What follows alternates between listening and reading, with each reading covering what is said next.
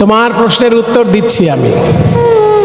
এই যে তুমি বললে না আমিটা কে, এটা অত্যন্ত মূল্যবান প্রশ্ন। সুমন ভট্টাচার্য নামটা সুমন ভট্টাচার্য নয়, সুমন ভট্টাচার্যের শরীরটা সুমন ভট্টাচার্য নয়। এই নাম আর দেহ এর আড়ালে যিনি খেলা করছেন তিনি হচ্ছেন আসল সুমন ভট্টাচার্য। তাকে বলে আত্মা। ব্রহ্মজ্ঞানীরা তাকে বলে আত্মা, আরো নির্দিষ্ট করে বললে জীবাত্মা। কিন্তু ভক্তগণ জীবাত্মা টিবাত্মা বলেন না, ভক্তগণ বলেন সেই আসল স্বরূপটার নাম হলো কৃষ্ণদাস। কৃষ্ণদাস মানে কোনো মানুষের শরীর নয়, কৃষ্ণদাস মানে আত্মাটার স্বরূপ। কৃষ্ণের দাস হচ্ছে সচ্চিদানন্দ বিন্দু স্বরূপ। কৃষ্ণ যদি সচ্চিদানন্দের সাগর হন, তার এক বিন্দু আমার দেহের মধ্যে খেলা করছে, সেই বিন্দুটার নাম আত্মা কিংবা কৃষ্ণদাস স্বরূপ। এবার যখনই আমি ভুলে যাই আমি কৃষ্ণের দাস, অমনি মায়া আমাকে শাস্তি দেন, সেই জন্য আমরা কষ্ট পাই। ওই যে তুমি জিজ্ঞাসা করলে না কেন মরে তারে যারে তাপত্রয়। তাপত্রয় মানে কি? তিনটে তাপ, তিন রকমের কষ্ট। ও মায়েরা, এই যত কষ্ট আমরা সারা জীবন পাচ্ছি না, এই সব কষ্টকে দেখবেন তিন ভাগে ভাগ করা যায়। তিন ভাগে ভাগ করা যায় সব কষ্টকে। যত রকমের দুঃখ কষ্ট আমরা পাচ্ছি প্রধান ভাগ হচ্ছে তিনটি: আধি দৈবিক, আধি ভৌতিক এবং আধি আত্মিক। আধি দৈবিক কষ্ট কোনটা? এই যে হঠাৎ বজ্রাঘাত হলো, কোথাও বন্যায় গ্রাম ভেসে গেল, কিংবা খরায় কোনো চাষই হলো না, এই যে দৈব দুর্বিপাক জনিত যে কষ্টগুলো, সেগুলোকে বলে আধি দৈবিক। আর আধি ভৌতিক কোনগুলো? যেগুলো জীবের জন্য আমাদের কষ্ট। মনে করুন কাউকে কুকুরে কামড়ালো, তার জলাতঙ্ক হয়ে গেল। কুকুরে কামড়ালো কাউকে, পাগলা কুকুর যদি কামড়ে দেয় জলাতঙ্ক হয়ে যায়। কাউকে সর্পদংশন করলো, সাপের বিষে তার মৃত্যু হলো। এই যে জীবজন্তুর জন্য যে কষ্ট, এটাকে বলে আধি ভৌতিক। আর প্রত্যেকটি মানুষের যে ব্যক্তিগত কষ্ট, আমার যেটা ব্যক্তিগত কষ্ট সেটা আপনার সঙ্গে এক নাও হতে পারে, আবার হতেও পারে। এই ব্যক্তিগত কষ্ট যেগুলো, এগুলোকে বলে আধি আত্মিক। এই তিন রকমের কষ্ট মানুষ পায়। কেন পায় না? সে ভুলে আছে সে কৃষ্ণের দাস, তাই মায়া তাকে এই কষ্ট দেয়। একটা উদাহরণ দিয়ে বলা যায়। মনে করুন একজন চাকর কে তার বাবু বললেন, এই রাম বাবু, আমি এই 3 দিনের জন্য দার্জিলিং যাচ্ছি। ঠিক আছে বাবু, সব দেখে শুনে রাখিস, আমি কিন্তু চললাম দার্জিলিং, 3 দিন পরে আসছি। ঠিক আছে বাবু, ঠিক আছে। এবার বাবু চলে গেলেন 3 দিনের জন্য দার্জিলিং। রামু এবার দেখছে এই বাড়ির মালিক তো আমি। বুঝতে পেরেছেন তো রামুর এবার কি অবস্থা? আগে এসিটা চালাই বাবা। হ্যাঁ, বাবু সারাক্ষণ এসি ঘরে থাকে, আমাদের গরমের মধ্যে রেখে দেয়, আগে এসিটা চালাই। তো বাবুর এসি চালিয়ে দিয়েছে, টিভিটা ছাড়িয়ে এবারে বাবুর টিভি দেখছে। এবার বাবুর ফ্রিজের মধ্যে দামি শরবত রাখা আছে, সেই ফ্রিজ থেকে বার করে বাবুর যে শরবতটা প্রিয় সেইটা খাচ্ছে। বাবু কত দামি শরবত খায়। আমি অন্য কিছু তো বলতে পারি না কীর্তনের আসলে, সেটা আমি আর বললাম না। হ্যাঁ, এই বলে সেই বাবুর সমস্ত জিনিস যখন সে ভোগ করছে, পুরোপুরি ঠিক বাবু লাগছে না, বাবুর পোশাকটা একটু পরি। এই বলে আলমারি খুলে নিয়ে বাবুর স্যুট, বাবুর বুট, বাবুর কোট, বাবুর টাই সব কিছু পরে একদম বাবুর বিছানায়। বেটা বুঝতে পারেনি খাটের তলায় ছিল বাবুর অ্যালসেসিয়ান কুকুর।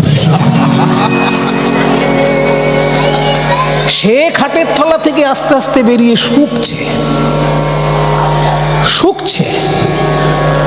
দেখছে কোটটার রংটা তো বাবুর মতো, কিন্তু কোটের ভেতর থেকে যে গন্ধটা আসছে, সেই গন্ধটা তো বাবুর নয়। যখনই এই অ্যালসেসিয়ান কুকুরটা পোশাক আশাক শুকে নিয়ে বুঝলে পোশাকগুলো সব বাবুর, কিন্তু যিনি ভিতরে আছেন তিনি বাবু নন। এই বুঝতে পেরে কুকুর শ্যাক করে একদম গলাটা চেপে ধরেছে, একদম রামুর টুটি চিপে ধরেছে। ছাড় ছাড় ছাড় ছাড় বললে ও আর ছাড়বে? এই হচ্ছে আমাদের সকলের অবস্থা।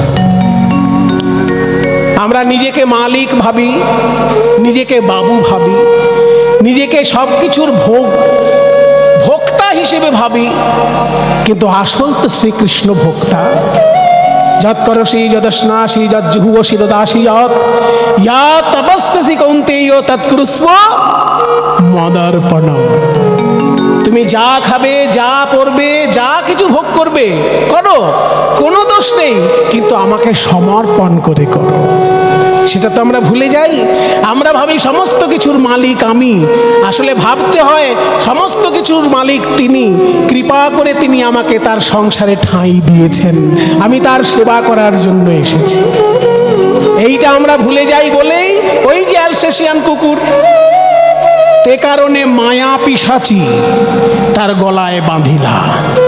যেমন বাবু যদি, চাকর যদি বাবুর পোশাক পরে বাবুর বিছানায় ঘুমায়, সবাই ভুলে গেলে ওই অ্যালসেশিয়ান কুকুর ভুলবে না, সে যেমন তাকে শাস্তি দেবে, ঠিক তেমনি কৃষ্ণকে ভুলে আমরা যখন নিজেরা মালিক সাজতে যাই, তখন মায়া আমাদেরকে শাস্তি দেয়।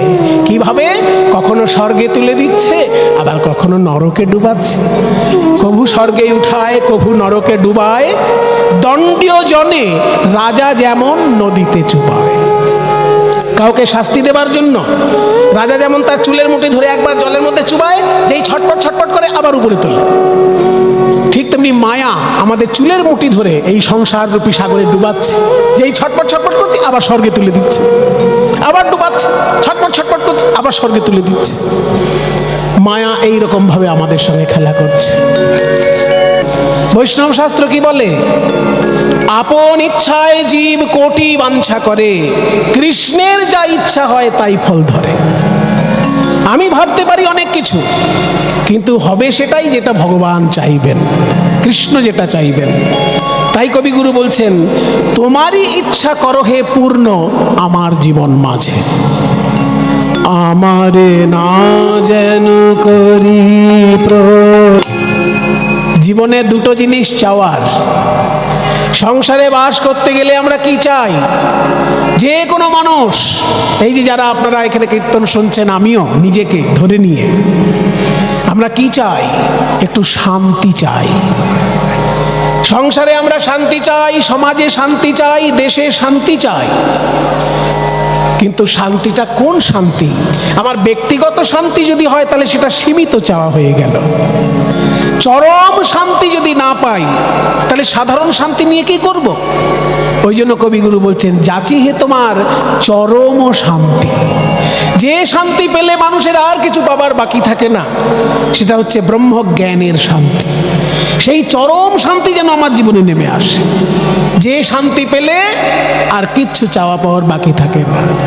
যাচি হে তোমার চরম শান্তি, আর পরাণে তোমার পরম কান্তি।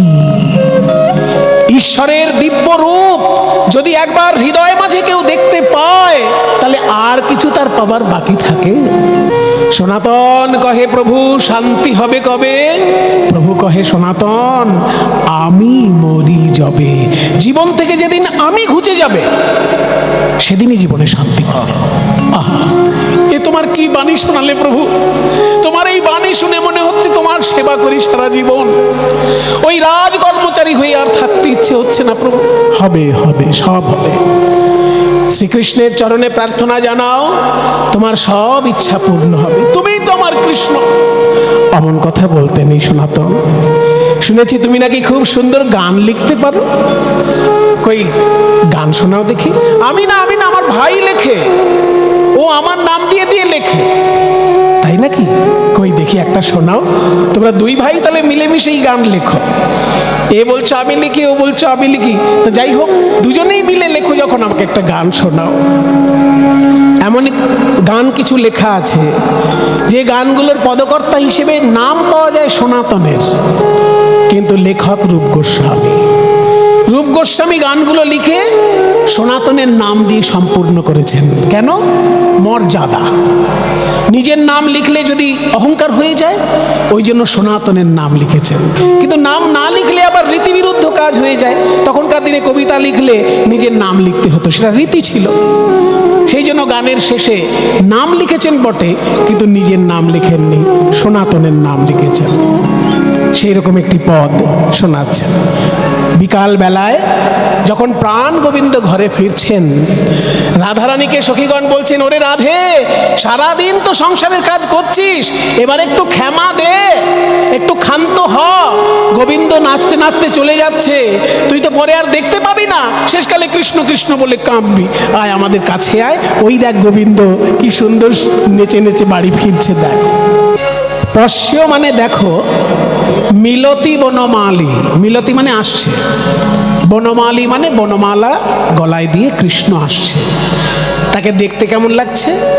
দিবসে পরিণতি মুপগচ্ছতি সতী,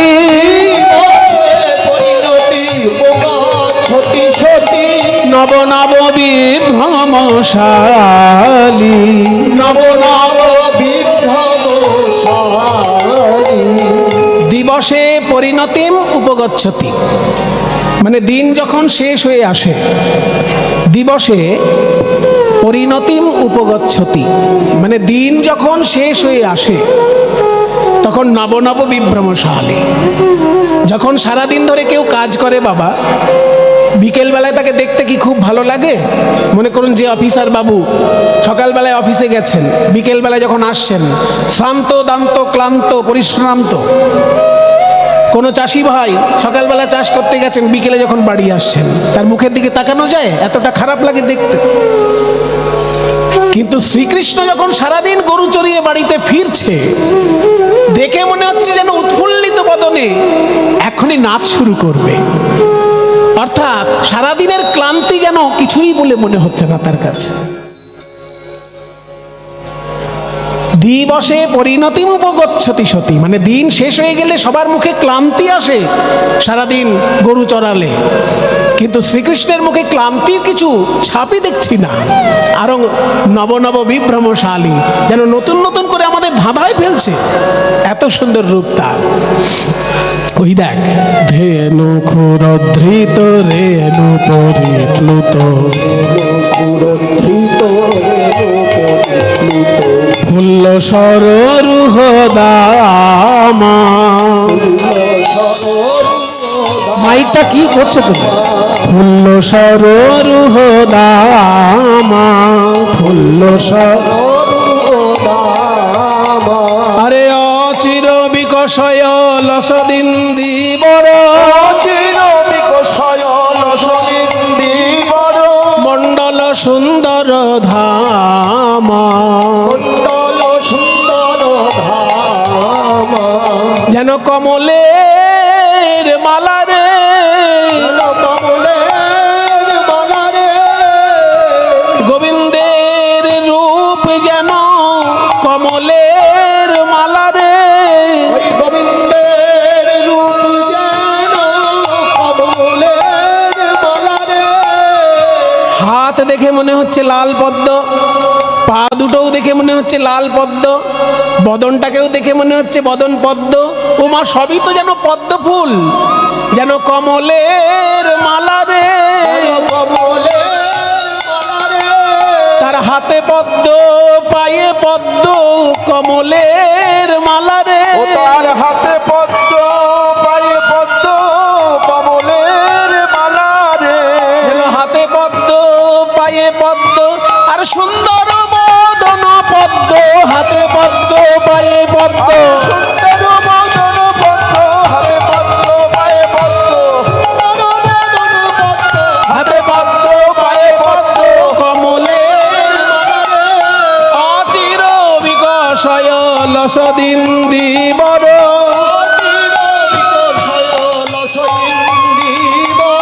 মণ্ডল সুন্দর ধামা, মন্দর সুন্দর ধামা। কর মুরলি রতি কৃততা, কর রতি কর মুরলীরতে কৃততাপ রাত্র দিগন্ত তরঙ্গী অত্র দিগন্ত কর মুরলী রতি। হাতে যে তার বাঁশি, সেই বাঁশির যে সুর যেন দিগন্ত ভেদ করে চারিদিকে ছড়িয়ে পড়ছে। দিগন্ত মানে দিকের অন্ত। পূব দিক যেখানে শেষ হয়েছে সেটা পূব দিকের অন্ত, পশ্চিম দিক যেখানে শেষ হয়েছে সেটা পশ্চিম দিকের অন্ত। এই দিগন্ত যেন ভেদ করে যাচ্ছে তার বাঁশির সুর। অত্র দিগন্ত তরঙ্গী, সারা বিশ্ব ব্রহ্মাণ্ডকে যেন প্লাবিত করে দিচ্ছে কৃষ্ণের বাঁশির সুর। এই সুন্দর পদটি লেখার শেষে দেখুন এবার নাম চারু সনাতন তনয়নুরঞ্জন কারি সুহৃদ গণ সঙ্গী কারি সুহৃদ গণ অনুরঞ্জনকারী সুহৃদ গণ সঙ্গী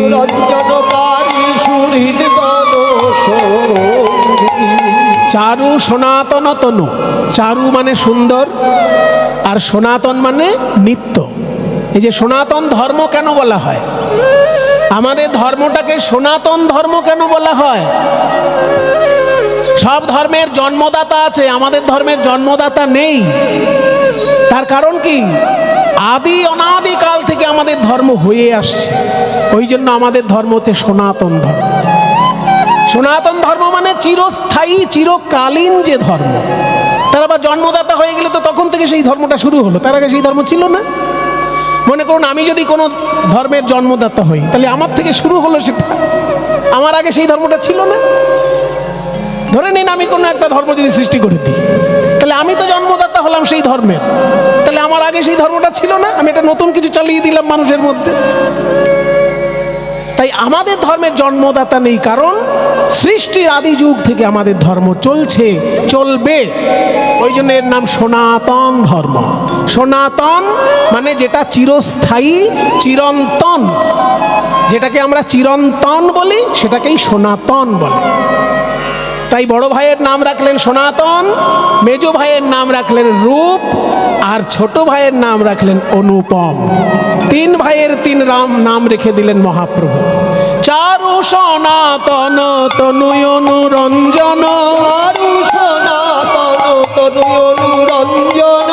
চারু মানে সুন্দর, সনাতন মানে নিত্য, তনু মানে শরীর।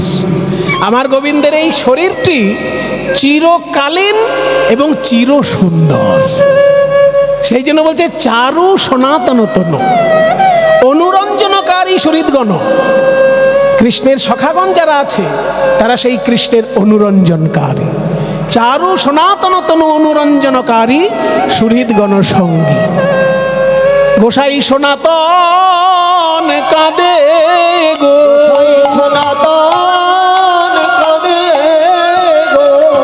কাঁদে গোসাই সনাতন কাঁদে গোসাই সনাতন কাঁদে।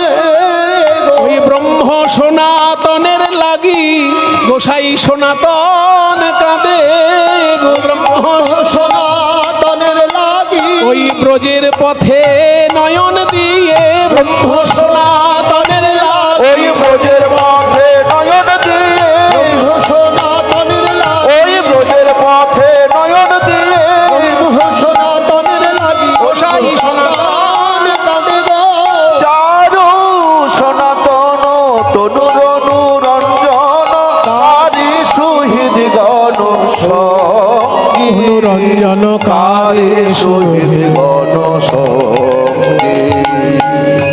আজকে কীর্তনে আমার শেষদা যেমন সঙ্গে আছেন, তেমনি আজকের কীর্তনে দোহারে সহযোগিতা করছে আপনাদেরই পাড়ার ছেলে শ্রীযুক্ত রঞ্জিত বৈদ্য। একটু উঠে দাঁড়াও, সবাই দেখুক। পাড়ার লোক চেনে, কিন্তু বাইরে থেকে যারা এসছেন তারা তো চেনেন না। এই পাড়াতেই, এইখানেই মেন রোডের ধারে ওর বাড়ি, এর নাম রঞ্জিত বৈদ্য। ও 20-22 বছর ধরে কীর্তন শিক্ষা করছে।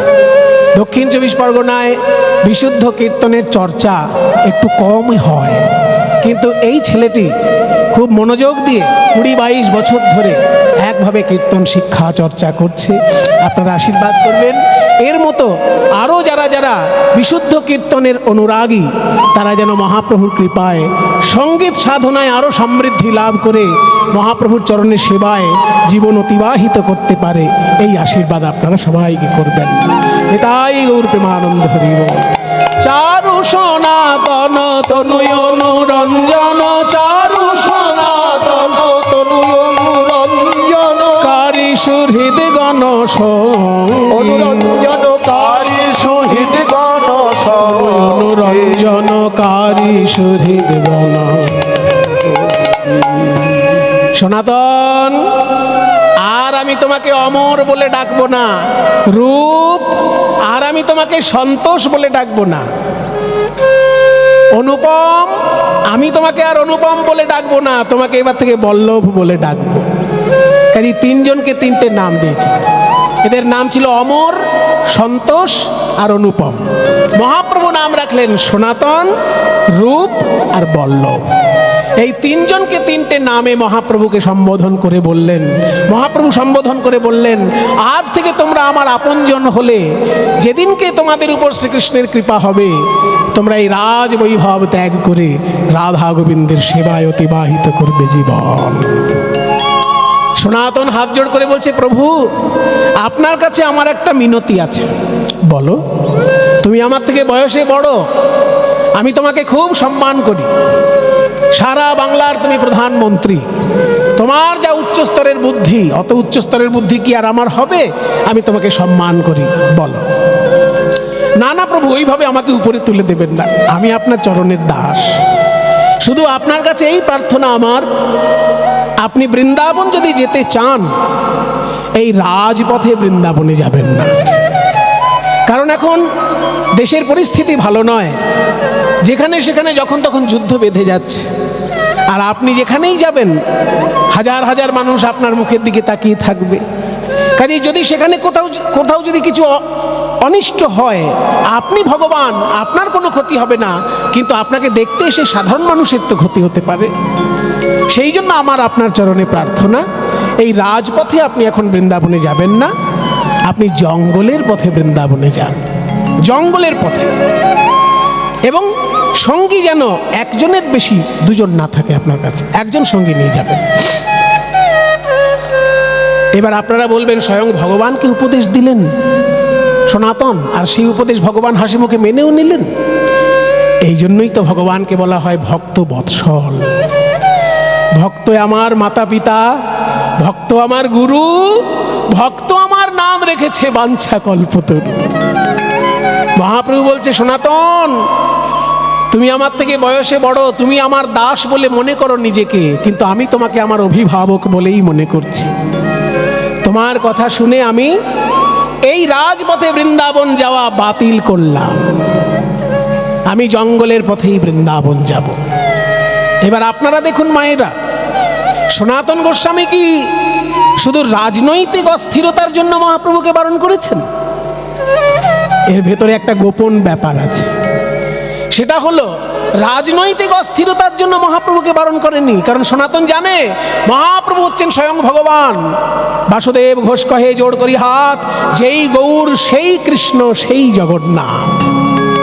কাজেই সনাতন জানে যে চৈতন্যদেবেরও কোনো ক্ষতি হবে না, চৈতন্যদেবের পার্ষদেরও কোনো ক্ষতি হবে না, কিন্তু রাজপথে যদি মহাপ্রভু বৃন্দাবন যান, সাধারণ মানুষ মহাপ্রভুকে কাছে পাবে, কিন্তু জঙ্গলের পথে যদি বৃন্দাবনে যান প্রভু, জঙ্গলের পশুগণ মহাপ্রভুকে কাছে পাবে। মানুষকে উদ্ধার করার ক্ষমতা তো সবার আছে, কিন্তু পশু পাখিকে উদ্ধার করার মতো ক্ষমতা কার আছে? তাই মহাপ্রভুকে বললেন জঙ্গলের পথে যান।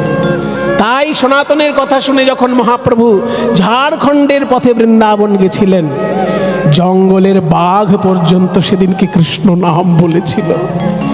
জঙ্গল জঙ্গলের বাঘ সেদিন কৃষ্ণ নাম বলেছিল মহাপ্রভুর চরণে, সেদিনকে হরিণ, সাপ সবাই ছুটে এসে মহাপ্রভুকে জড়িয়ে ধরেছিল।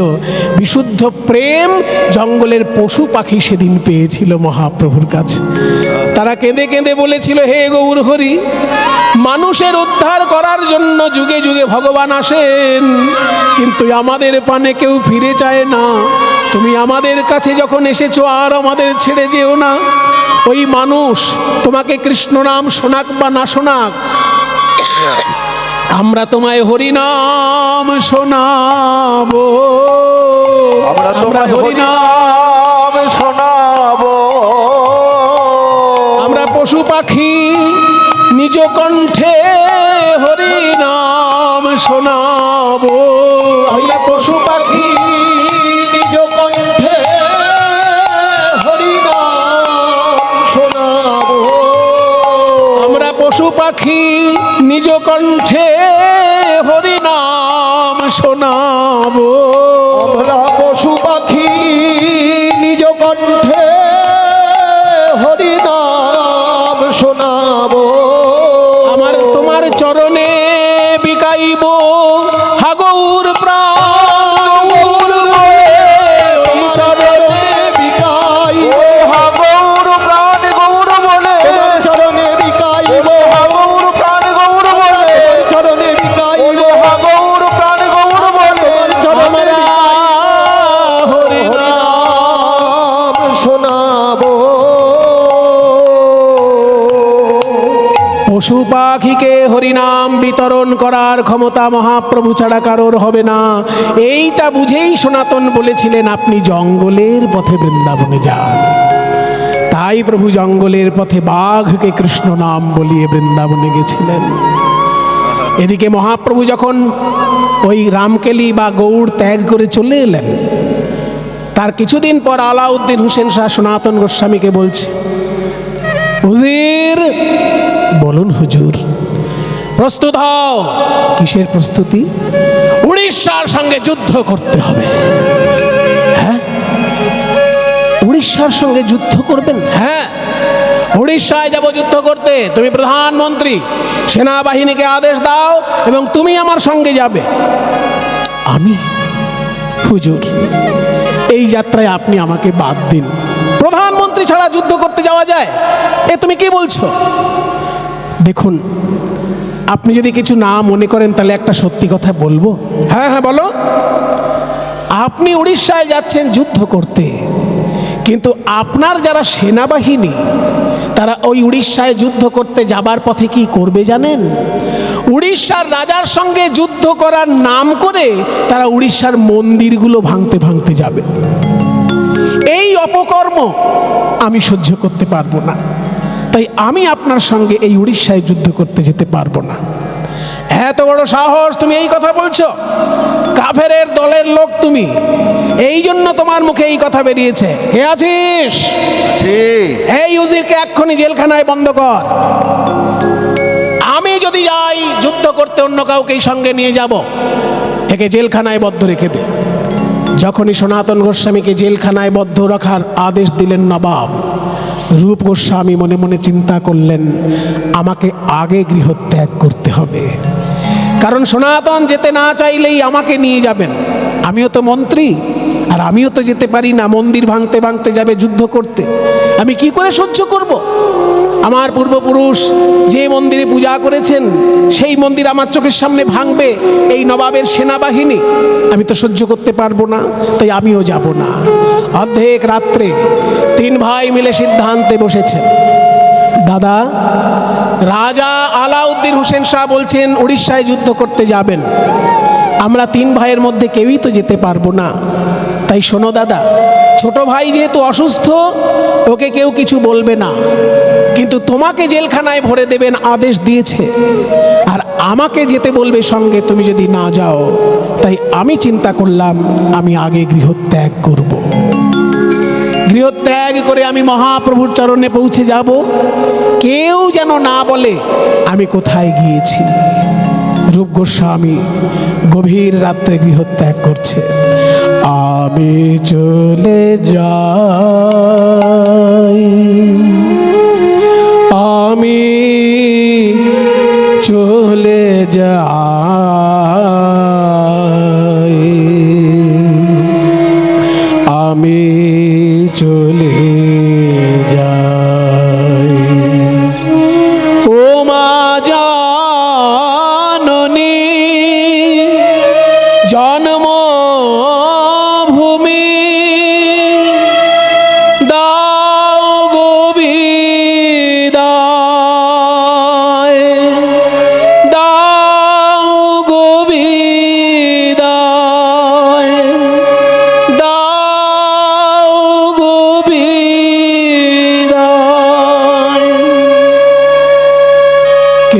গোস্বামী ছিলেন দুদিকে বুদ্ধিমান। শুনুন মায়েরা, ভক্ত হতে গেলে শুধুমাত্র সাধক হলে চলে না, বুদ্ধিমান হতে হয়। এই রূপ গোস্বামী ছিলেন অর্থ এবং পরমার্থ উভয় বিদ্যায় পারদর্শী, যার জন্য তিনি অর্থমন্ত্রী ছিলেন। দুই হাতে কত স্বর্ণ মুদ্রা নাড়াচাড়া করেছেন তার কোনো ইয়ত্তা নেই। এই জন্য রাতারাতি তিনি সিদ্ধান্ত নিলেন, যত সম্পত্তি আছে আমাদের সব বিক্রি করে দাও। বিশ্বস্ত বন্ধু বান্ধবদেরকে ডাকলেন রাতের বেলায়। সব বন্ধু বান্ধবদেরকে ডেকে বললেন, দেখো ভাই, আমাদের সম্পত্তি বিক্রি করব, তোমরা কে কোনটা কিনবে, কে কোনটা নেবে, যার যেমন সাধ্য বলো। আমরা যেহেতু তাড়াতাড়ি বিক্রি করব, সেই জন্য পুরো দাম না পেলেও আমরা বিক্রি করতে চাই। এবং বিশ্বস্ত বন্ধু বান্ধবরা তো উল্টোপাল্টা দাম দেবে না, তারা ঠিকঠাক মূল্য দিয়েই কথা দিল যে তোমাদের সম্পত্তি আমরাই কিনে নেব। যে সম্পত্তির টাকা এক জায়গায় হলো, সেই টাকার মধ্যে আত্মীয় স্বজনকে ভাগ করে দেওয়া হলো।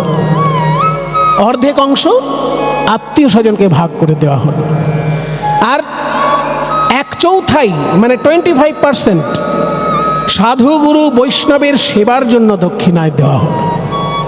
দেখুন সম্পত্তিটা ভাগ করছে কিভাবে। 3 জন মন্ত্রী, 3 জনের সম্পত্তি ভাগ হচ্ছে। অর্ধেকটা সম্পত্তি আত্মীয় স্বজনকে দিয়ে দিল, যাতে কেউ বলতে পারে না ওনারা বাবাজি হয়েছেন আমাদের পথে বসিয়ে দিয়ে গেছে, কেউ বলতে পারবে না। আত্মীয় স্বজনকে অর্ধেক সম্পত্তি ভাগ করে দিল, এই কাকাতো খুড়তো পিসতো মাসতো যা যেখানে আছে। আর বাকি অর্ধেকের মধ্যে 25% সাধু গুরু বৈষ্ণব সেবার জন্য দান করলেন, আর বাকি 25% অন্তরঙ্গ বন্ধুদের কাছে রাখলেন। যে আমার দাদা তো এখন জেলখানায় থাকবে, ভবিষ্যতে যাতে দাদাকে জেলখানা থেকে উদ্ধার করা যায়, সেই জন্য আমি ব্যবস্থা রেখে যাচ্ছি, বন্ধুদের কাছে কিছু গচ্ছিত রেখে যাচ্ছি।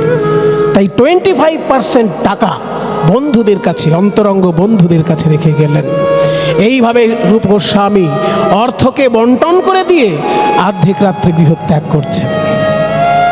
এইখান থেকে আমরাও কিন্তু শিক্ষা পেলাম যে অর্থের কাজটা কি। অর্থের 3টে কাজ আছে মায়েরা, এগুলো শুনে রাখুন, সবাই বলবে না এগুলো। টাকা পয়সা আয় করতে জানলেই টাকা পয়সার কিন্তু সঠিক ব্যবহার সবাই জানে না। দেখবেন কিছু কিছু লোক আছে টাকা পয়সা আয় করছে বটে, কিন্তু সৎ ব্যবহার জানে না। আমাদের পাড়াতেই দেখেছি একটা লোক সারা জীবন কঠোর পরিশ্রমে চাকরি করেছে, রিটায়ারমেন্টে প্রচুর টাকা পেয়েছে, বিশাল এক অট্টালিকার মতো বাড়ি বানিয়েছে, গৃহপ্রবেশের দিন হার্ট অ্যাটাক করে মারা গেছে। কোনো কাম্যে লাগলো না তার টাকা পয়সা। কাজেই টাকা পয়সা কাজে যদি না লাগিয়ে যেতে পারেন, তাহলে টাকা পয়সার মোট 3টে কাজ। 1, টাকা পয়সার দ্বারা ভোগ হয়। 2, টাকা পয়সার দ্বারা সমাজ সেবা হয়। 3, যদি ভোগেও না লাগে, সমাজ সেবাতেও না লাগে, তাহলে কিন্তু টাকা পয়সার গতি হয় নাশ, মানে 12 ভূতে খায়। সেই জন্য নিজে বেঁচে থেকে, নিজে দাঁড়িয়ে থেকে টাকা পয়সার সদ্গতি করতে হয়। এটা রূপ গোস্বামীর থেকে আমরা শিক্ষা পেলাম যে টাকা পয়সা থাকলেই হলো না, সেটার সৎ গতি। ওই যে নিজেদের সম্পত্তিটাকে ভাগ করে দিলেন, অর্ধেকটা আত্মীয় স্বজনকে দিয়ে দিলেন। সনাতন গোস্বামী যদি বিবাহ করেননি, রূপ গোস্বামীও বিবাহ করেননি, নিজেদের তো কেউ উত্তরাধিকারী নেই। কিন্তু ছোট ভাই আছে অনুপম, তার ছেলে আছে, তাকে যাতে আত্মীয় স্বজন না ঠকায় সেই জন্য আত্মীয় স্বজনকে দিয়ে গেলেন অর্ধেক সম্পত্তি। আর বাকি অর্ধেকের মধ্যে 25% সাধুগুরু বৈষ্ণবের সেবার জন্য, আর বাকি 25% বন্ধুদের জন্য, যাতে পরবর্তীকালে এই দাদা বা ভাইপোর কোনো কাজে লাগে। সেই জন্য টাকা পয়সা ঠিকঠাক ভাগ করে দিয়ে চলে গেলেন। এইবার গভীর রাত্রে রূপ গোস্বামী যখন গৃহত্যাগ করে চলেছেন, বৃন্দাবনে যাচ্ছেন রূপ গোস্বামী। প্রভুজি तुम चंदन हम पानी, पानी तुम चंदन हम पानी, पानी तुम चंदन हम पानी, जाके अंग हो जाके अंगे अंगे बासो समाने प्रभु जी तुम चंदन पानी पानी चंदन ओ प्रभु जी तुम घन बन हम मोरा रे प्रभु जी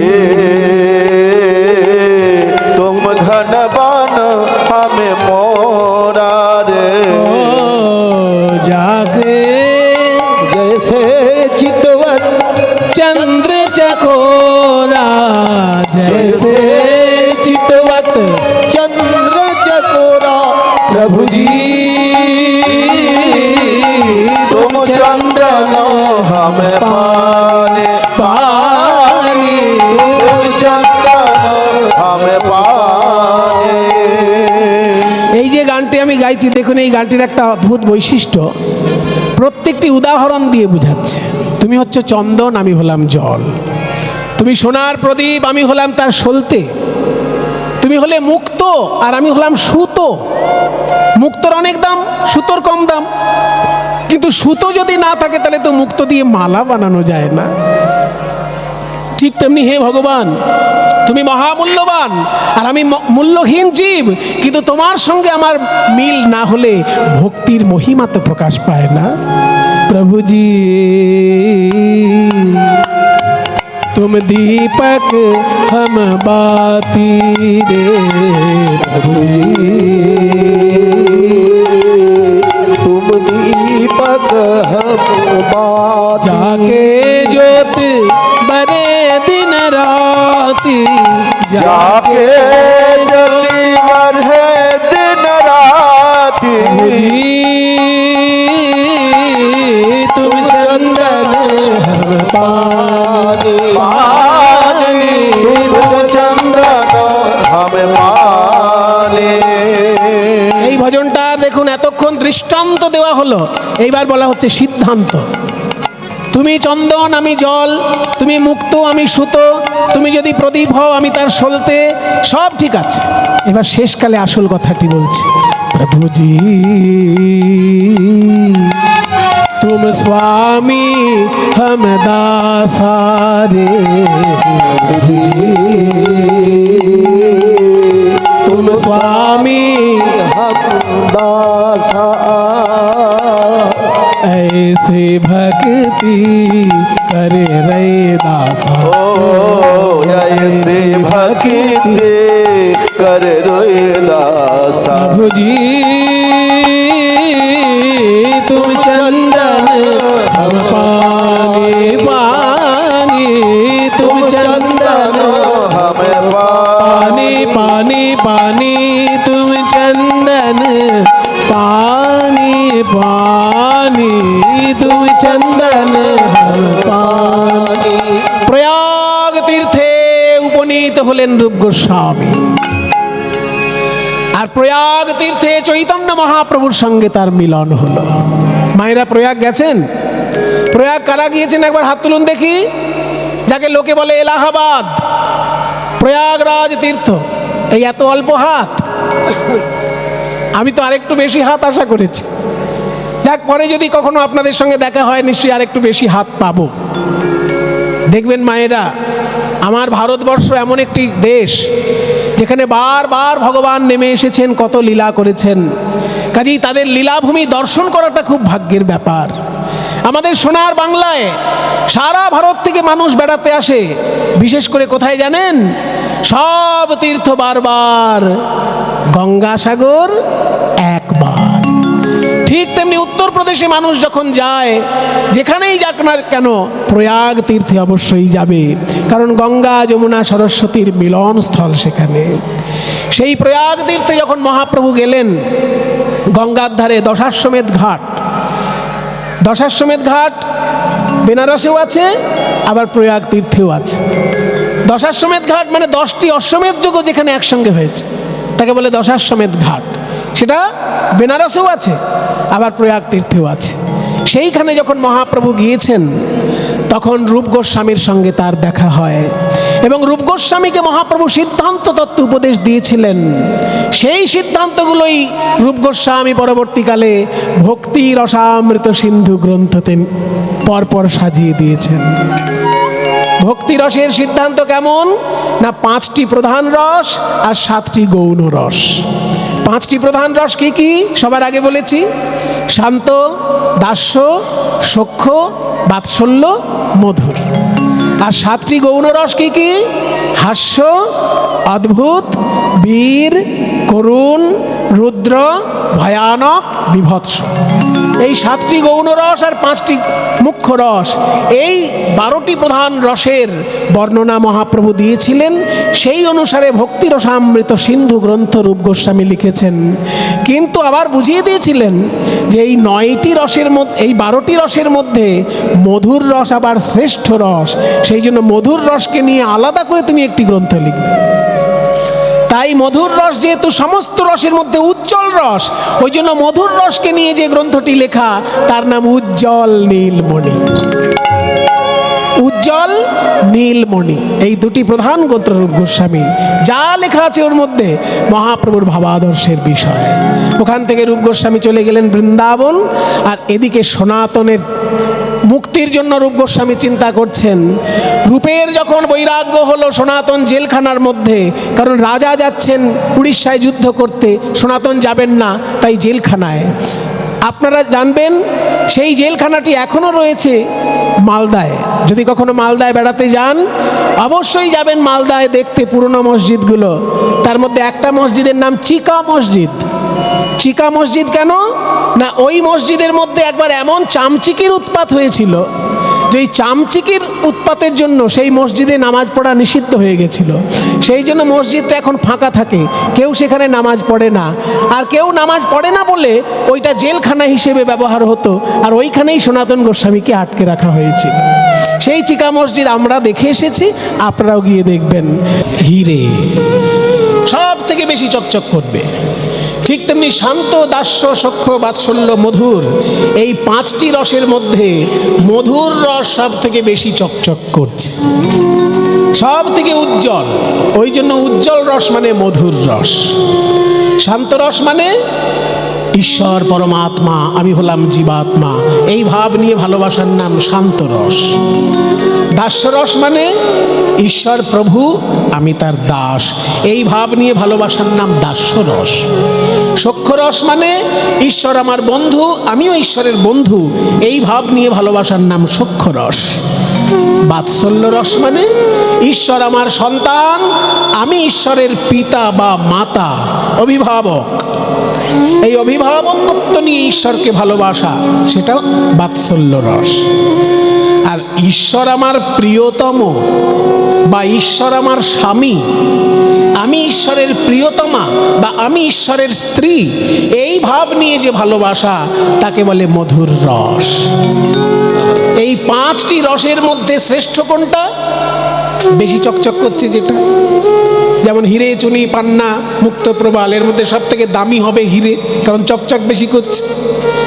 ঠিক তেমনি শান্ত, দাস্য, সখ্য, বাৎসল্য, মধুরের মধ্যে মধুর রস সর্বশ্রেষ্ঠ। মধুর রস শ্রেষ্ঠ কি চকচক করছে বলে? না, মধুর রস শ্রেষ্ঠ এই কারণে যে মধুর রসে সর্বস্ব দিয়ে সেবা করার সুযোগ থাকে, যা অন্য রসে থাকবে না। শান্ত, দাস্য, সখ্য, বাৎসল্য পর্যন্ত সেবা করার একটা সীমা থাকে, কিন্তু মধুর রসে সীমাহীন সেবা। সেই জন্য মধুর রস হচ্ছে অন্য সমস্ত রসের থেকে শ্রেষ্ঠ। এই মধুর রস সম্পর্কে লোকের ধারণা ছিল ওই সিনেমার নায়ক নায়িকার মধ্যে যে মধুর রস ওটাই বোধহয় শ্রেষ্ঠ, কিন্তু চৈতন্যদেব এসে বললেন, না ভাই, সিনেমার নায়ক নায়িকার যে মধুর রস দেখছো ও তো আশেপাশে পাড়াতে ছড়াছড়ি সেই মধুর রসের, রাস্তাঘাটে অলিতে গলিতে মধুর রসের ছড়াছড়ি, কিন্তু এই মধুর রস অনুন্নত মধুর রস, কারণ এই মধুর রস মায়ার অন্তর্গত। মায়ার ঊর্ধ্বে যে মধুর রসের রসের অবস্থান, সেটাকে বলবো উন্নত মধুর রস। যে মধুর রস সিনেমার পর্দায় দেখছো, যে মধুর রস পাশের বাড়িতে দেখছো, যে মধুর রস নিজের বাড়িতে দেখছো, এ সবই মধুর রস। স্বামী স্ত্রীর প্রেম বা প্রিয়তম প্রিয়তমার প্রেম, এটাই তো মধুর রস। কিন্তু এই মধুর রস উন্নত মধুর রস নয়, এটা অনুন্নত মধুর রস। কেন মশাই অনুন্নত মধুর রস বলছেন? বলছি এই কারণে, এই মধুর রসের প্রধান আশ্রয় হচ্ছে দুটি দেহ, একটা পুরুষ দেহ, একটা নারী দেহ, আর দুটি দেহই কিন্তু রক্ত, হাড়, মাংস দিয়ে তৈরি। এই মধুর রসের প্রধান অবলম্বন দুটি দেহ, পুরুষ দেহ আর নারী দেহ, প্রেমিক প্রেমিকা। কিন্তু দুটো দেহই রক্ত, হাড়, মাংস দিয়ে তৈরি। আর মহাপ্রভু যে মধুর রসের সন্ধান দিচ্ছেন, সেটাও দুটি দেহকে কেন্দ্র করে। সেটাও একটি পুরুষ দেহ, একটি নারী দেহ। পুরুষ দেহটির নাম কৃষ্ণ, নারী দেহটির নাম রাধা।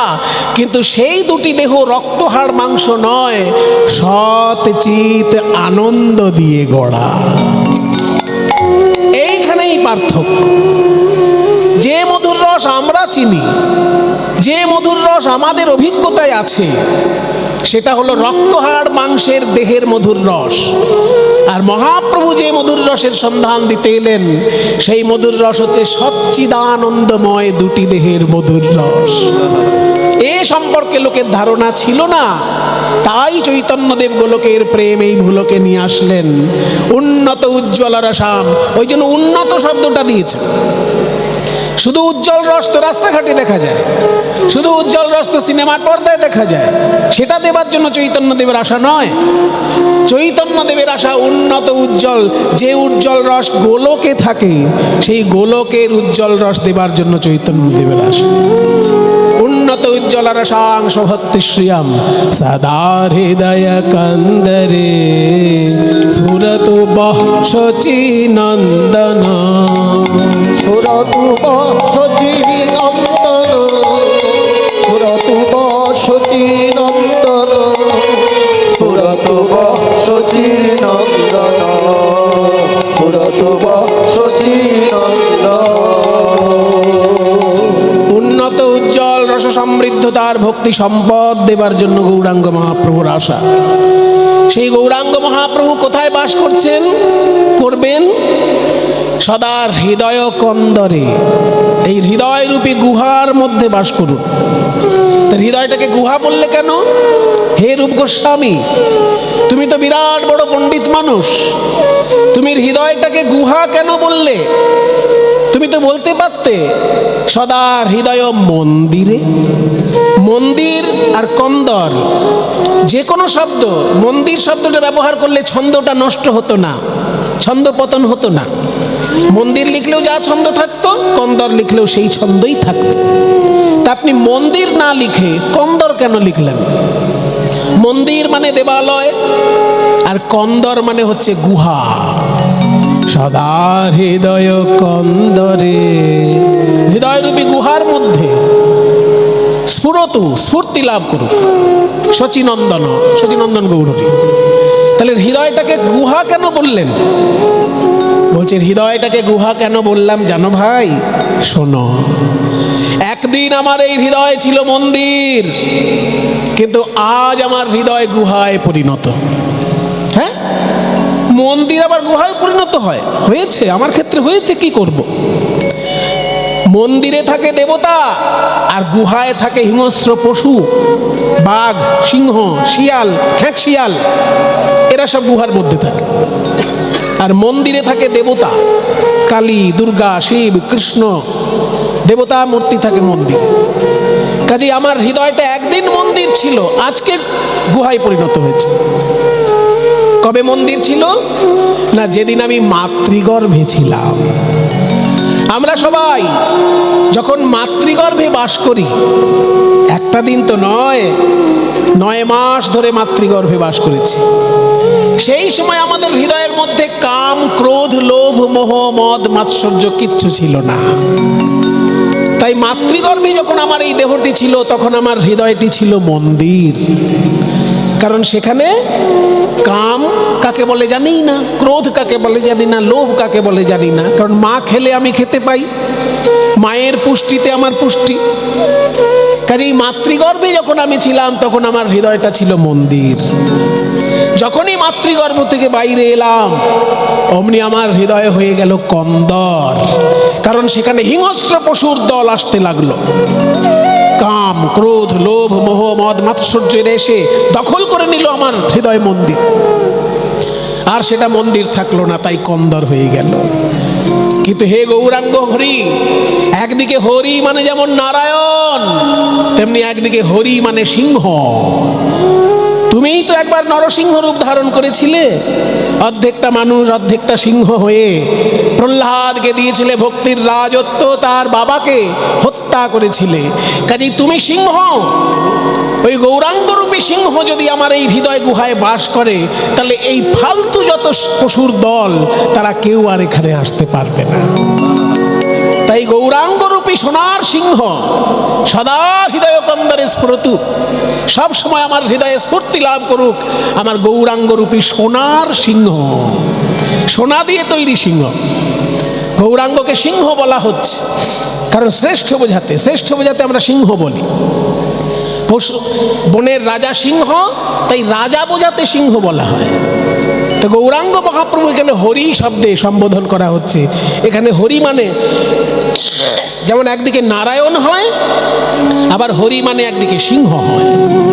তাই তুমি সোনার সিংহ রূপে আমার এই হৃদয় গুহায় বাস করো দেখি, তাহলে এই কাম, ক্রোধ, লোভ, মোহ, মদ, মাৎসর্য, এই যে ছোটখাটো পশুর দল, ওরা কেউ আর আসতে পারবে না। আর একটা মজার জিনিস দেখুন, শ্লোকের শেষে চৈতন্য মহাপ্রভু যে নামটা নির্বাচন করলেন রূপ গোস্বামী, সেই নামটা কিন্তু গৌরাঙ্গ বললেন না, গৌর বললেন না, বিশ্বম্ভর বললেন না, চৈতন্যদেব বললেন না, বললেন কি শচীনন্দন। শচীনন্দন শব্দটা বলাতে গৌরাঙ্গ মহাপ্রভুকেও প্রণাম করা হলো, আবার গৌরাঙ্গ মহাপ্রভুর মাকেও স্মরণ করা হলো। এত বড় রত্ন যিনি পৃথিবীকে উপহার দিলেন, সেই শচী মাকে যদি আমরা শ্রদ্ধা না জানাই, আমরা তো অকৃতজ্ঞ হয়ে যাব। তাই রূপ গোস্বামীর শব্দ নির্বাচন দেখুন। গৌরাঙ্গ মহাপ্রভুকে প্রণাম জানাতে গিয়ে গৌরাঙ্গ বললেন না, চৈতন্যদেব বললেন না, নিমাই বললেন না, গৌর বললেন না, বিশ্বম্ভর মিশ্র বললেন না, বললেন শচীনন্দন। সদা হৃদয় কন্দরে স্ফুরতু বহ শচীনন্দন। স্ফুরতু বহ শচীনন্দন, স্ফুরতু বহ শচীনন্দন, পুরত শচীনন্দন, পুরত শচীনন্দন। সদা হৃদয় কন্দরে স্ফুরতু বহ শচীনন্দন। এই যে সংস্কৃত শ্লোকটি শুনলেন রূপ গোস্বামী পাদের লেখা। এই রূপ গোস্বামী এবং সনাতন গোস্বামী সম্পর্কেই আজকে আমরা একটু জানব। দেখুন এইখানে তাদের চিত্র বিরাজ করছে কীর্তনের আসরে। সবাই মিলে একবার বলুন দেখি, হাত জোড় করে সবাই মিলে একবার বলুন, জয় রূপ সনাতন ভট্ট রঘুনাথ, ভট্ট রঘুনাথ, শ্রীজীব গোপাল ভট্ট, দাস রঘুনাথ, দাস রঘুনাথ। এই ছয় গোসাইয়ের করি, এই ছয় গোসাইয়ের করি চরণ বন্দ, চরণ বন্দ। যাহা হইতে যাহা হইতে বিঘ্ন না, বিঘ্ন না, অভীষ্ট পুর, অভিষিত পুর। এই ছয় গোসাই যবে, এই ছয় গোসাই যাবে ব্রজে কইলেন বা, ব্রজে কইলেন বা,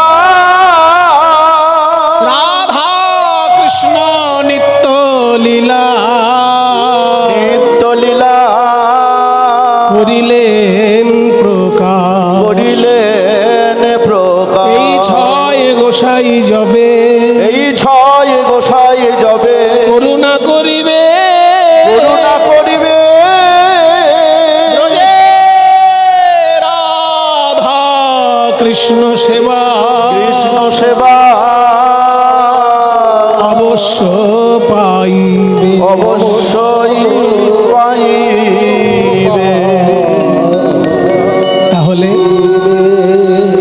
ছয়জনের শ্রীমূর্তি দর্শন করুন, বৈরাগ্যের বেশ, অথচ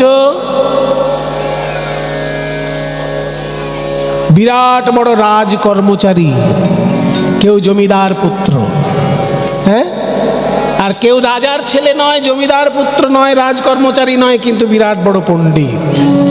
দক্ষিণ ভারতের বিরাট বড় পণ্ডিত গোপাল ভট্ট। ছয় গোস্বামীর মধ্যে রূপ গোস্বামী আর সনাতন গোস্বামী সব থেকে বড় রাজ কর্মচারী।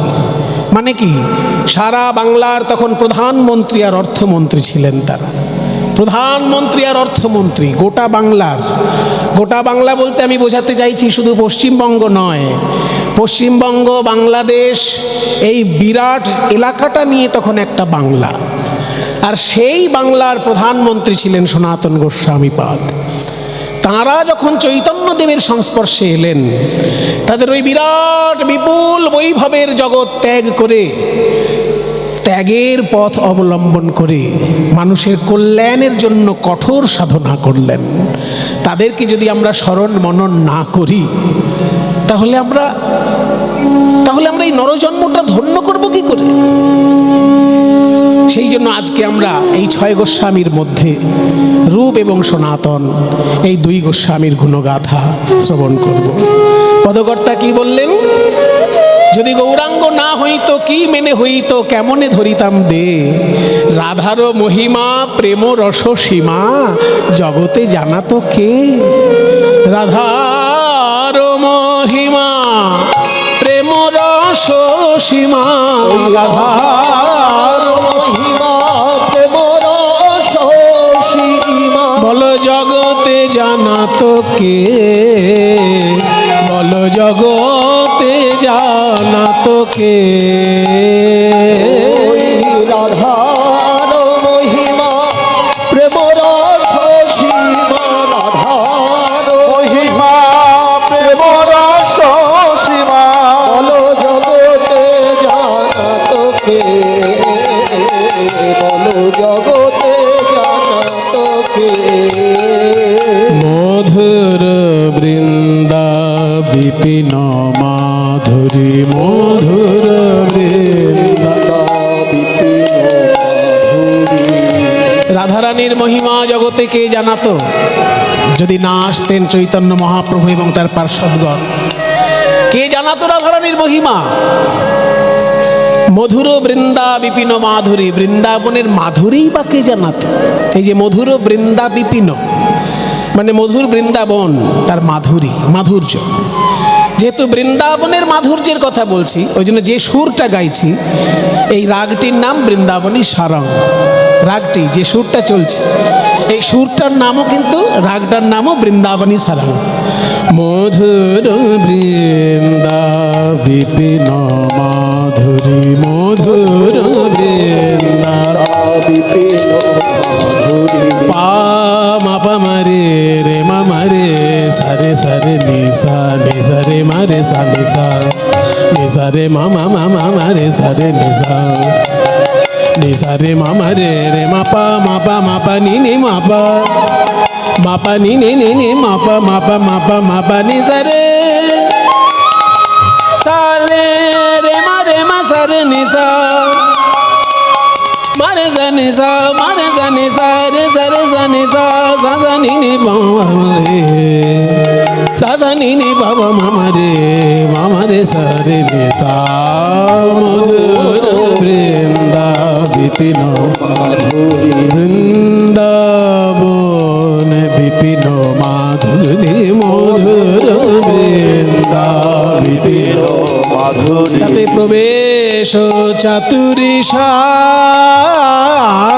প্রবেশ বিপিন মাধুরী, প্রবেশ চাতুরী সা। বৃন্দাবনের মাধুর্য কেউ জানতো না, আর বৃন্দাবনে প্রবেশের যে চাতুরী, ও মায়েরা, বৃন্দাবন দর্শন আর বৃন্দাবন প্রবেশ এক জিনিস নয়।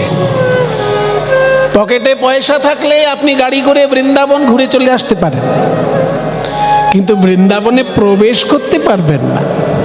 এখানে প্রবেশ মানে কি বোঝাচ্ছি? মনে করুন কারো যদি পকেটে পয়সা থাকে, সে কলেজ স্ট্রিটে যাবে, ক্যালকাটা ইউনিভার্সিটি দেখে চলে আসবে।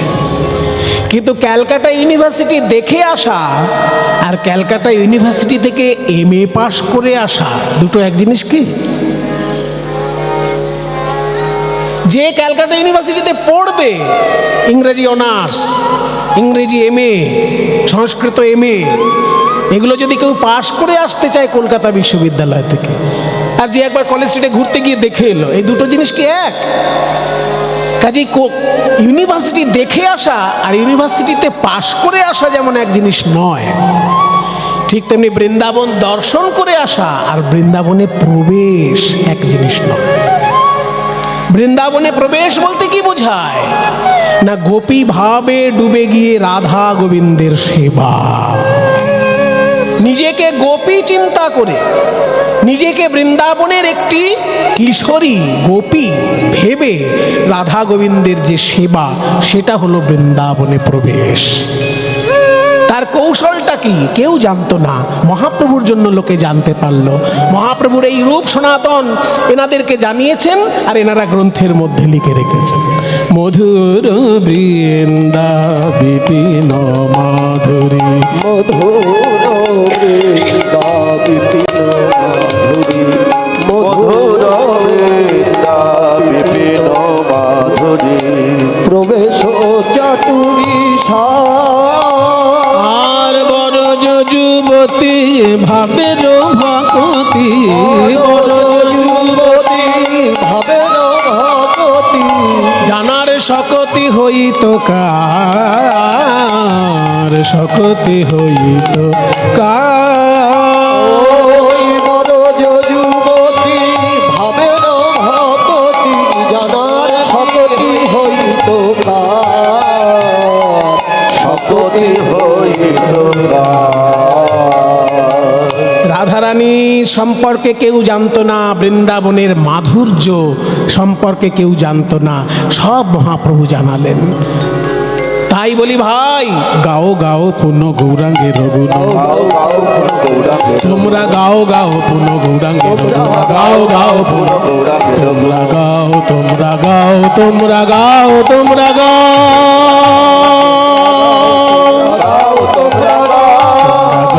তোমরা গাও, তোমরা গাও, তোমরা গাও, তোমরা গাও, তোমরা গাও, তোমরা গাও, তোমরা গাও, তোমরা গাও গাও পুন গৌরাঙ্গের গুণ, গাও গাও পুন, গাও গাও গাও পুন গৌরাঙ্গের, গাও গাও পুনঃ, পুনঃ মানে বারবার, বারবার গাও গৌরাঙ্গের গুণ। তবে গৌরাঙ্গ মহাপ্রভুর গুণ গাইতে গেলে একটা শর্ত আছে, সরল করিয়া মন, সরল করিয়া আস্তে, মনের মধ্যে যদি জিলিপির প্যাঁচ থাকে তাহলে গৌরাঙ্গের গুণে গিয়ে কোনো লাভ নেই ভাই। ও শুধু বুলি আওড়ানো হবে। মনে জিলিপির প্যাঁচ আর মুখে গৌরাঙ্গের গুণগাথা, তাহলে ও বুলি আওড়ানো ছাড়া তোমার কিছু হচ্ছে না। কাজেই টিয়া পাখি যেমন রাধা বলে কৃষ্ণ বলে, কিন্তু মানে বোঝে না। টিয়া পাখি বোঝে কৃষ্ণ মানে কি, কিন্তু আপনি শিখিয়ে দেবেন বলতো টিয়া রাধা, দেখবেন টিয়া পাখি বলছে রাধা, কিন্তু রাধা মানে যে কে সেটা কি টিয়া পাখি জানে? তাই তার বুলিয়া ওড়ানোই সার হচ্ছে। ঠিক তেমনি তোমার মনের মধ্যে যদি জিলিপির প্যাঁচ থাকে আর তুমি গৌরাঙ্গের গুণগাথা গাইছো, তাহলে কিন্তু তোমার ওই টিয়া পাখির মতন অবস্থা হচ্ছে, বুলি আওড়ানোই হচ্ছে। সরল করিয়া মন, গাও গাও পুন গৌরাঙ্গের, সরল করিয়া ভাবিয়া দেখো এ তিন ভুবনে, ভাবিয়া দেখো এমন দয়াল, তোমরা ভাবিয়া দেখো এমন দয়া নাহি কোনো এক জন,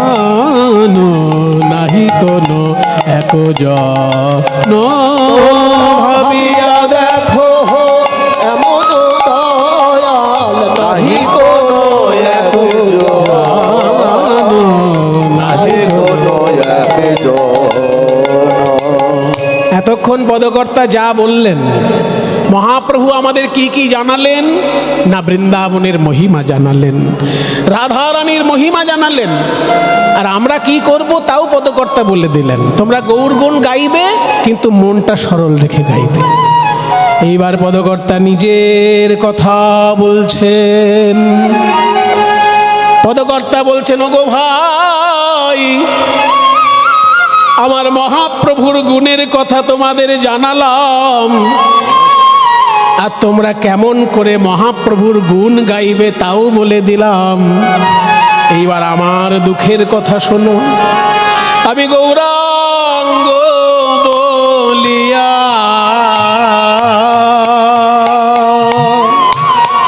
না গেলাম গলিয়া, হবে কেমনে সাধন সিদ্ধি।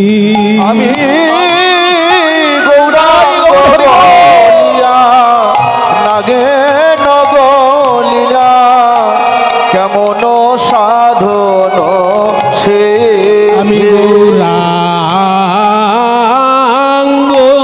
বলিয়া নাগেন গলিয়া, হবে কেমনে সাধন সিদ্ধি। আমি গৌরাঙ্গ বলিয়া না গেলাম বলিয়া, হবে কেমন সাধন সিদ্ধি। বাসু ঘোষ হিয়া পাষাণ দিয়া,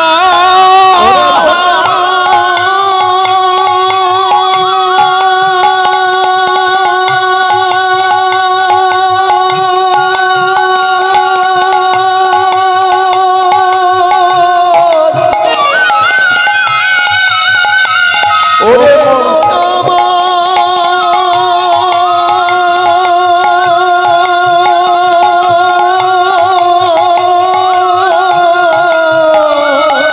বাসু ঘোষ হিয়া পাষাণ দিয়া, ওই বাসু ঘোষ হিয়া পাষাণ দিয়া গড়িয়াছে কোন বিধিরে,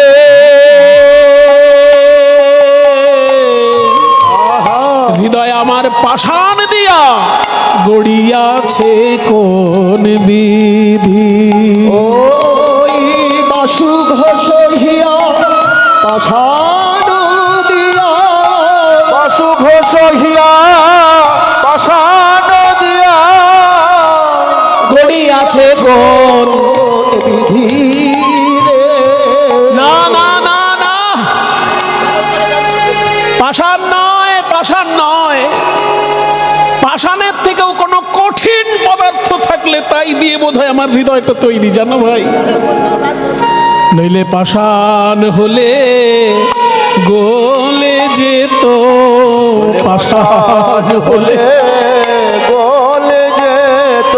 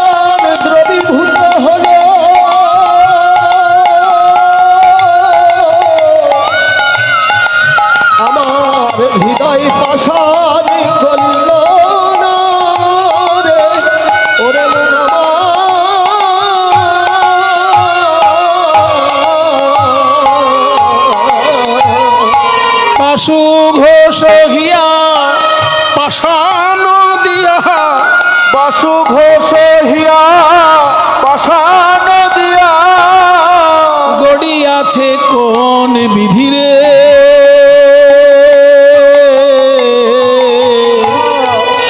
গড়িয়াছে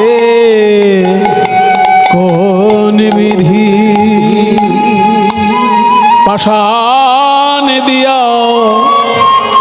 গড়িয়াছে কোন বিধি রে হৃদয় আমার পাষাণ দিয়া গড়িয়াছে কোন পাষাণ দিয়া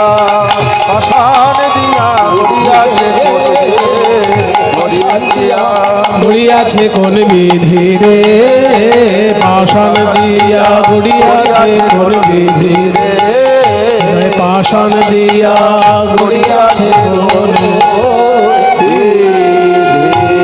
হৃদয় আমার পাষাণ দিয়া গড়িয়াছে।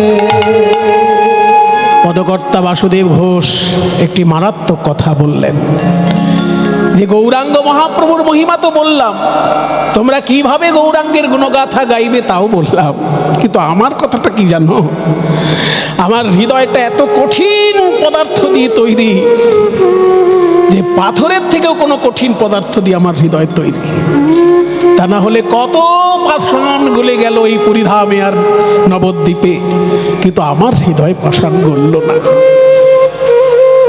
মহাপ্রভু যখন সন্ন্যাস গ্রহণ করছেন সেই সময় রূপ সনাতন সারা বাংলার প্রধানমন্ত্রী আর অর্থমন্ত্রী। রূপ সনাতনরা তিন ভাই, রূপ গোস্বামী, সনাতন গোস্বামী আর অনুপম। মহাপ্রভু তার নাম রেখেছিলেন বল্লভ। তিন ভাই, এই তিন ভাই মহাপণ্ডিত। সেই যুগে সরকারি চাকরি পাওয়াটা খুব কঠিন ছিল। এখনকার দিনে সরকারি চাকরি পাওয়াটা একটু সহজ হয়ে গেছে, ঘুষ দিতে পারলেই সরকারি চাকরি হয়ে যায়, শুনতে পাচ্ছি চারিদিকে, তাই না? চোখ কান খোলা রাখলেই আমরা দেখতে পাচ্ছি। যদি কারোর পড়াশোনার যোগ নাও থাকে, ঘুষ দেবার জোর থাকলেও সরকারি চাকরি হয়ে যাবার একটা সম্ভাবনা থাকে। কিন্তু চৈতন্য মহাপ্রভুর যুগে ওই সুযোগটি ছিল না, কারণ চৈতন্য মহাপ্রভুর যুগে ছিল রাজতন্ত্র, গণতন্ত্র নয়। রাজা যাকে মনে করবেন শ্রেষ্ঠ ব্যক্তি তাকে চাকরি দেবেন, এবং রাজার পাশে তার পণ্ডিত মণ্ডলী থাকতেন শ্রেষ্ঠ ব্যক্তিকে চিনে নেবার জন্য। পণ্ডিত মণ্ডলী যাকে বলতেন যে না ইনি শ্রেষ্ঠ, তাকে চাকরিটা দেওয়া হতো। সেই জন্য পণ্ডিত মণ্ডলী ঠিক করতেন সেই যুগে চাকরি কে পাবে। সারা বাংলার রাজা তখন আলাউদ্দিন হোসেন শাহ, এবং তিনি যেহেতু বাঙালি নন, তারা তো সব বিদেশের, ইরান তুরান ওই সব দেশের লোক। সেই জন্য তারা যখন আমাদের দেশ শাসন করছে, জানতে হবে আমাদেরকে আদর করে শাসন করতে আসেনি। তারা আমাদেরকে যতটা সম্ভব শোষণ করার জন্য তারা শাসন করছে। সেই জন্য চিনে নেবে যে কে শ্রেষ্ঠ ব্যক্তি, তবে তাকে চাকরিটা দেওয়া হবে। তারপর আবার ব্রাহ্মণের ছেলে মুসলমান রাজার দরবারে চাকরি পাওয়া কত কঠিন কাজ বলুন তো। মুসলমান রাজা একটা হিন্দু ব্রাহ্মণকে চাকরি দেবে, এটা কি অত সহজ ব্যাপার? হিন্দু ব্রাহ্মণকে তখনই মুসলমান রাজা চাকরি দেবে যখন দেখবে মুসলমানদের মধ্যে সেরকম বুদ্ধিমান কেউ নেই, তবে তো একটা হিন্দু ব্রাহ্মণকে চাকরি দেবে। কারণ ইসলাম ধর্মের এটা একটা ঘোষিত সত্য কথা যে ইসলাম শাসিত রাজ্যে বেনামাজি লোক শাসনের অধিকার থাকে না। এইগুলো সবাই জানে না। এই যে ইরান ইসলামিক রিপাবলিক লেখা থাকে, কারণ ওখানে নামাজ যদি কেউ না পড়ে সে শাসনতন্ত্রের মধ্যে আসতেই পারবে না। সেই জন্য ইসলামিক শাসন ব্যবস্থায় বেনামাজি লোক শাসনতন্ত্রের সঙ্গে যুক্ত থাকার কোনো অধিকার নেই, তাকে কাফেরদের সঙ্গে গণনা করা হবে।